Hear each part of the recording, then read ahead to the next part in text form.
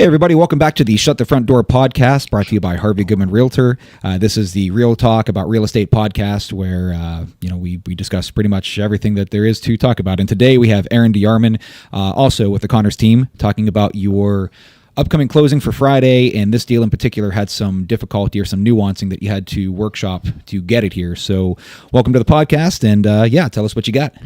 Yeah, man. So, we're closing on a house in Zanesville, actually, on this beautiful property, man. It's really nice, 3-bedroom. It's got a great big outbuilding, multiple car garage. It's got an apartment on one side of it, and the clients are just really, really excited about it. And it's hard to win a contract to begin with. So there's a lot of things you kind of got to go through, and make sure it happens, and it's a bit stressful.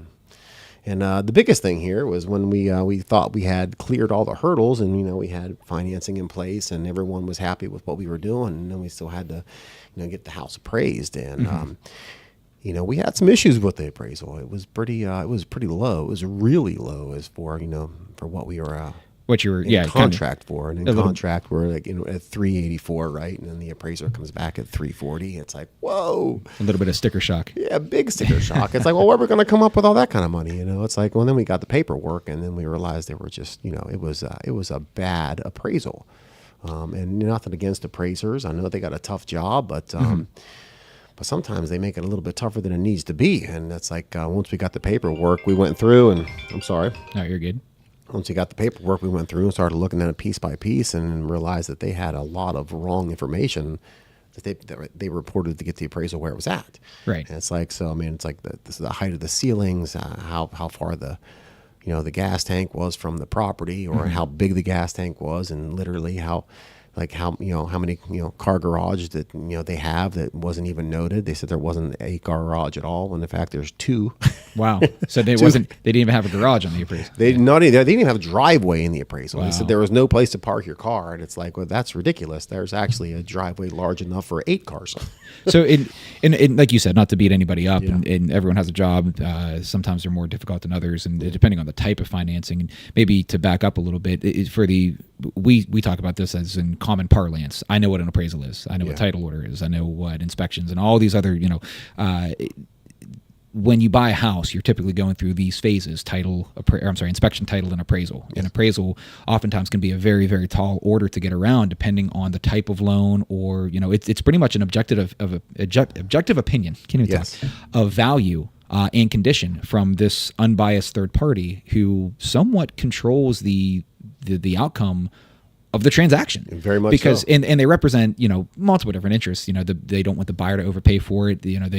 But at the end of the day, it's somewhat of an opinion, and that opinion is based off of incorrect information. It can be harmful to the parties and the clients, and I mean it can change livelihood. So you're basically saying, hey, your wealth as a buyer's agent, or just as a realtor in general, to be able to read this for those that are going to take this role on by themselves. I'm talking to for sale by owners right now, right? Absolutely. There are things that come up that if you're not prepared to be able to handle, or know even how to handle, know where to look of how to work around it. So tell us what you did in order to, there was a $40,000 price gap, and you had to. Well, we had to find the value. It's like it was the opinion of value, but all the points were so far off that it didn't, or it became, instead of the opinion of value, just a pure opinion. So we went out, like I said, with my tape measure and my work boots and my ladder, and I went out and I measured everything. I went back out to the house and I measured the ceilings, and I measured the distance of the yard, and and I double checked all the specifications that they had. And of course I took a picture of both garages, and I took a picture of the great big driveway, and so we had enough wrong things with the appraisal that the lender was able to go back and say, hey, this isn't right. We need to fix this. And it was just legwork that got it done, man. It's just working hard. Right. And that's going well beyond the call of duty as far as the occupation is concerned, where maybe not well beyond, but I mean, to decipher that, but to get on a ladder. I mean, to start doing that kind of extra due diligence is what we have here. Hey, Jimmy. Thanks for liking the stream, man. What's up, Jimmy? But I mean, it does create a rather difficult burden, because now you're trying to appeal to someone's better nature and to influence their opinion, which I don't know if you've been alive in the last year or two. changing someone's opinion is hard. Very much so. I'm not making this political at all, but I mean, and people, at least in my life experience in the last 2 years, people double down on stubbornness, and it's brutally tough sometimes. And at least, someone like you representing their buyer's interest in advocating for that, not just doing it because you disagree, right? We can do that all day long. Oh man, this is my opinion. You're coming to them with well-founded, well-established info saying, look, there was an entire 2-car garage that was missed off of this. There's a chance that if that was being done by someone else without representation, that gets missed. It gets missed not because people, they just don't even think that way. They don't even realize that's an ability to be able to go back into question, right? So, I mean, again, the wealth of having someone in your corner, it's what, $380,000 decision? You said a financial decision? Oh yeah, absolutely. You're going to take that on by yourself? Yeah. I mean, if people that will do that, if something goes wrong, that's life-changing. It can be pretty bad, man, because and stressful too, because the buyer actually pays for the appraisal. It's like, so the buyer is out, $500, $600, $700, $800, whatever it is, to pay for the appraisal, and it's like, and now they got to do it again because they have to go try to find another house. And the second appraisal actually gets paid for by the lender. So we have to convince the lender with this information. It's like, so we have to not only prove that the appraiser had done a bad enough job that it warrants an investigation, and then we actually have to get the lender to pay for that. And so it's sort of 2 hurdles to go along there, but we got it done, we got it accomplished, and it was well, good for you, good for the buyers. Again, this isn't a rally to beat up appraisers. Again, you said it best. They have to. Job. Well, and it's hard just because their opinions, a lot of times their hands are tied behind their back, because they might be doing an appraisal for an FHA loan, which is completely different than doing an appraisal for a conventional loan or a home equity line of credit or whatever, because they all have their own. For FHA, for example, after sending all the evidence, was it still twisting of the arm for the lender to second guess the appraiser? Let me read that again. After sending all of the evidence, was it still a twisting of the arm for the lender to second guess the appraisal? Well, I mean, it depends. So at least I'll let you take this one, but at least in my understanding of this, even when you send something over like that and you're disputing it, you would think that the underwriter would be on board, but they don't have to be. Yes. That appraiser is an unbiased third party. We're not supposed to have much influence. We're not supposed to be able to talk to the appraiser because of what they call TRID, TILA RESPA Integrated Disclosure. That's 2 laws that were merged together because of what was being done during the subprime lending crisis. So it's not as if like this stuff, when it happens, it's an easy thing to do. And that's what I'm saying to people who buy and sell on their own. When you find yourselves in these predicaments, it can be life-altering if you don't know how to nuance around it. Fortunately for your buyer, you do. Yeah. So relationships are a big part of it. If you got a relationship with a lender and you're working with them on a fairly regular basis, they know you, they know your work, and they know the appraiser and they know their work. So it's like they can kind of look at those things. So was it a twisting of the arm? No, it wasn't exactly a twisting of the arm, because there was so much stuff that was actually incorrect on the appraisal. Right. So they looked at it and objectively they went, okay, we got to do something here. Well, at least we'll order another one. It's like, and for me to go out there and then say, hey, these are all wrong. It's like, you missed a 2-car garage. You missed an 8-car garage. Right. You missed the driveway. You missed the size of the tank and all these things. So it's like they were able to actually look at it and go, okay. Because up until that point, everything was set to go through. Underwriting was good. It's like it was just looking for the number to come back, and when it came back so low, it just kind of shocked everybody. And then when we sort of talked it out, and of course we got we got our butts out there, and we got the hard work done, and then took it back to the lender, and then they were like, okay, we'll look at it again. And let's talk about what happens in that circumstance where that doesn't change. So Jimmy says, if the underwriter didn't allow for revaluation, because sometimes they won't. Again, depending on the type of loan. I was talking about FHA versus conventional. FHA, for example, they might only allow the appraiser to use comps, sales comparisons, within a specific zip code. Where conventional, they might be able to branch out and maybe say, okay, this one was a little bit different. And when you're isolated to a specific location, it's very tough for the appraisers, because there might not be that many sales in the last couple of years. Especially if it's a rural, and there's not even that many properties available. So you can see kind of where this area gets so great, and it's all opinion based. Right. So it really is just again, factual data points that were missed, including a garage, right? A garage has to have value. It's an enhancement to the property. So again, we're not beating them up, but it's just basically saying, hey, there's factual data points here. This is certainly well warranted. But no, I mean, it's just one of those things that where buying a house is typically the single largest financial investment you're going to make in a lifetime. And sometimes I always liken it to putting a puzzle together. Sometimes your puzzle piece, your puzzle is going to be 10 pieces. That's a big bag of money, cash. I want the house here. Here's money. Give me the keys and we're done here, right? Anybody can do that deal. Try doing a single family manufactured home that you're trying to sell to use that money to buy another house because you're upsizing, and you're doing that with 2 government-backed loans simultaneously. That's where our wealth, that's where we come to shine. Yep. So it's one of those things, again, that I guess I'm really appealing to the nature of anyone that's watching and listening, that consultation's always free, right? Yeah. If you're thinking of buying, if you're thinking of selling, consultation is free, right? Representation, not so much. We'll lay in traffic for you. Obviously, you'll get on a ladder with I'll grab my work boots and my tape measure, man. We're going to work. You'll get out there, and what happens in that circumstance too is if that appraisal was $40,000 low and the underwriter would not allow for that revaluation, what do? Right? Yeah, so there's really only tough. it's tough. There's only a few options. Either A, the seller will reduce, which it's going to cost them $40,000. Most people aren't going to be enthusiastic about it. Yes. And you see what I mean about life-changing, right? Yes. If anyone's watching, that would be a life-changing amount of money, or at least for most people. B, the buyer can contest the valuation, which is what you had done. Or C, the buyer can bring the difference, or there can be some renegotiation where the buyer brings half, seller brings whatever. They drop half, anywhere in between. But that is such a large amount of money for most people that deal probably doesn't happen, in the hands of other agents, or especially people that, if it was a for sale by owner and they were just governing themselves and they didn't know how to do that, that deal doesn't happen. Yeah, it would have fell through. In many cases, it would have fell through. Right. And it was the relationships that actually, that actually was able to help us pull through it.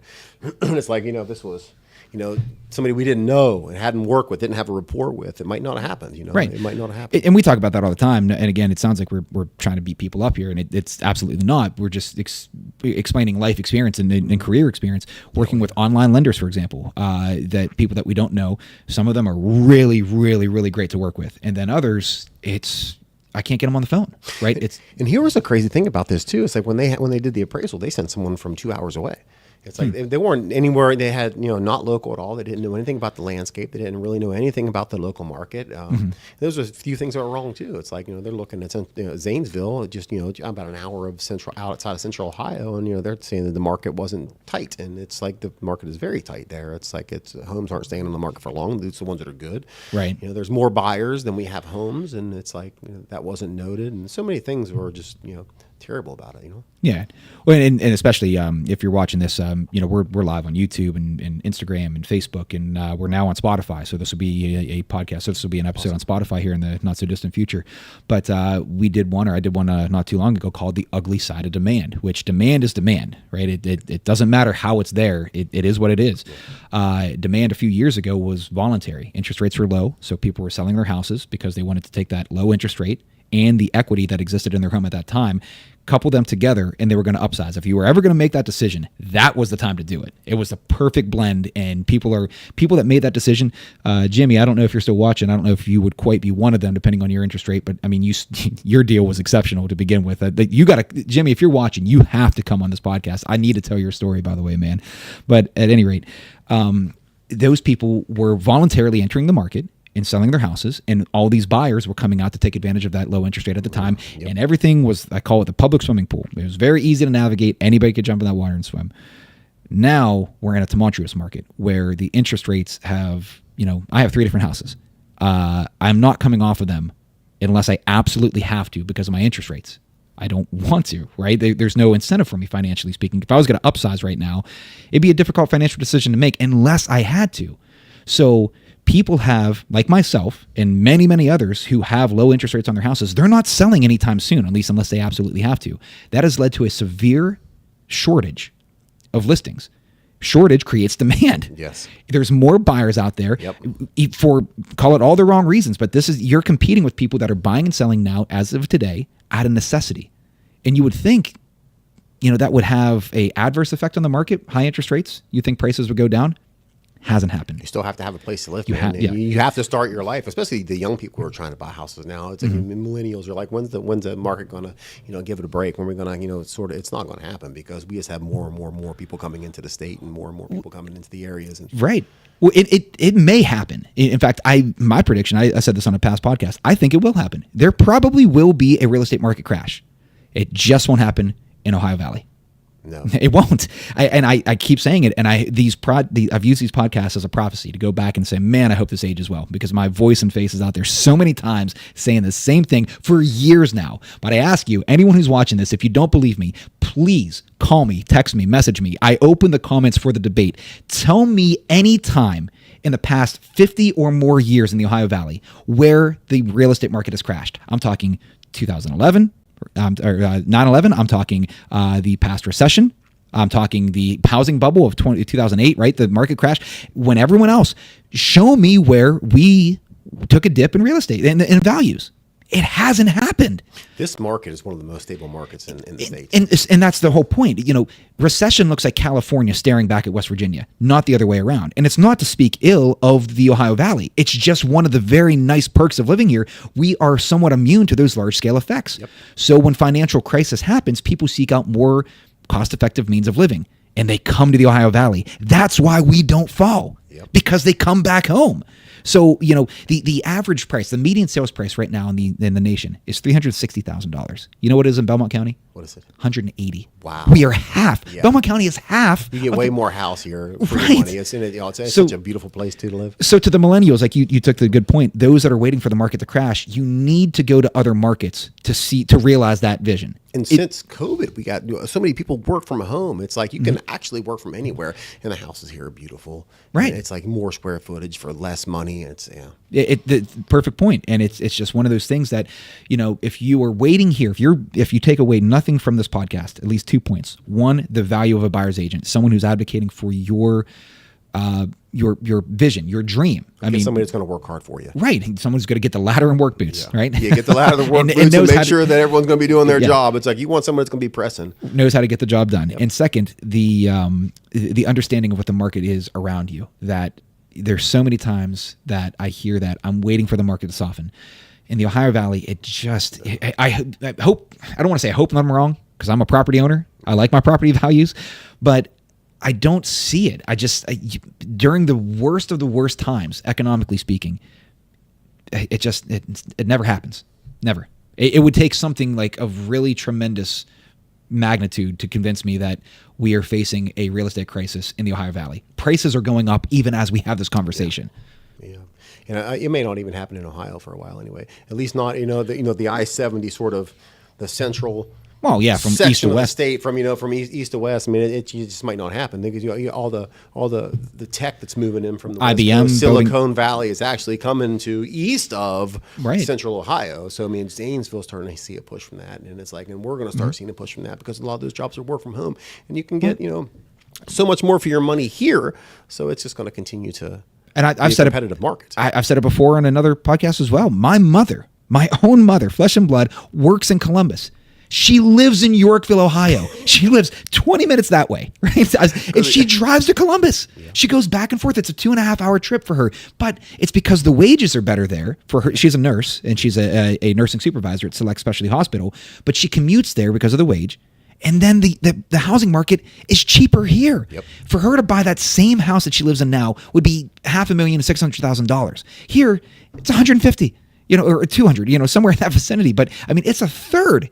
It's a third. So wait till, like you said, the execs at the new IBM plant or the development or how it's expanding. Facebook, everyone's coming out of it. As it continues to develop, wait until those people realize that a 5,000 square foot house is $1.5 million in downtown Columbus, or at least the outlier of what is it, 280, 220? What's the 240? 270. 270. Jeez, Yeah, 270. I was going to get one of them. The outer belt. Yeah, the outer belt, right? Someone's going to hit you on that one. Right. I don't sell stuff in Columbus. Don't I'm you up go there. see your mom and have lunch with your mom every once in a while when she's nursing? And I live in Yorkville, so I see her when she comes home.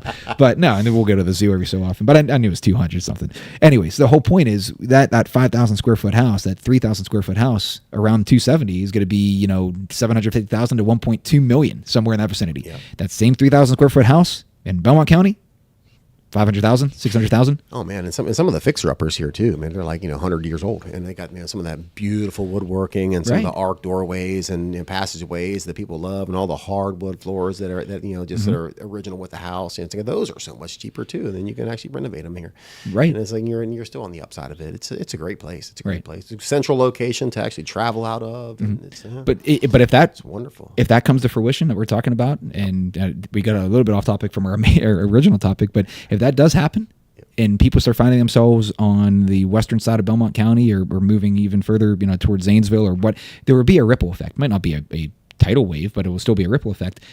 Hence why I keep saying I don't see, even under the most stressful economic times, no matter what happens during this election, no matter what happens in the future, good old Ohio Valley, as far as real estate and values are concerned, if you're a property owner, you really have nothing to fear right now. It's I guess it goes back to the original point that when it comes to the appraisal and the opinion of value, that's my opinion. You don't have to go along with it. An appraiser certainly doesn't have to either. But coming from that standpoint, I feel it, very, very strong that you can't convince me that values are going to go down here anytime soon. I don't think so. Scottsdale, Arizona, Glendale, Arizona, I think it's or Coastal Carolina, somewhere where the markets fluctuate that much. Yeah, I'd be a little bit more nervous. Here, whatever. Yeah. Let it rain. Yep. Oh yeah. Let it go. Yeah. Right. And it may not in Ohio for a while. And everything's cyclical. I mean, eventually it's going to pop at some point, but it could be a long time. Well, and in the valley, you're right. This doesn't happen. And you need to define to me what a crash would be. Right? Is a crash back to 2008, 2009? Well, I would point to that. But I mean, so a crash would be what, a 10% loss in value, 20%. Where do you draw the line? Right? If I lost 10% of my home's value, okay, it's annoying. But to me, that's like falling off a step stool, right? It's like I twisted my ankle. A crash is where you're on your ladder trying to help your buyer out. If you fall from the top of the roof, that's a crash, right? That's life-changing. So you would have to lose a third to half. If you're asking me how I define a crash, at least a third of your equity. So if you had a $300,000 house and you lost $100,000, that's a huge hit, right? If you lost $30,000, you lost 10%, it's a big hit, but it's not, give it another year or two and it should come back to normal. If you lost $100,000 in 1 year of equity, that is a crash. That's going to take a while to get back to. Right. There's a lot more going on, I think, with the market other than just a real estate crash. Now I ask you, or anyone, show me where that has ever happened in the Ohio Valley, and I will patiently wait. I don't think it has. And it has never. Not to the best of my knowledge, it has not happened here. This is an incredibly stable market. Right. And it's getting even more stable, actually. Sure. Or more tough. We thrive in economic downturn for those reasons. People will come here to escape the economic downturn, which keeps us kind of alive. So again, being a perk. But what do we got here? Beth, thank you for liking the stream. But at any rate, I think we're almost about ready to wrap up everything here. But no, congratulations to you and your buyer. Job well done, getting them all the way through. It's not a lot of times people don't. I think a lot of times people don't understand what it is that we do anymore as agents. And it's a testament when these types of stories come out and it leads to such again, life-changing. Because if this person had to start their home search all over again, and Beth, thank you for sharing the stream. If they had to start their search all over again and this is no longer, maybe that house was located closer to family or within a school district or whatever, the friends and their environment changes. And as the environment changes, so do people as they grow up and they have to adapt, right? Yeah. So it is life-changing. It truly is.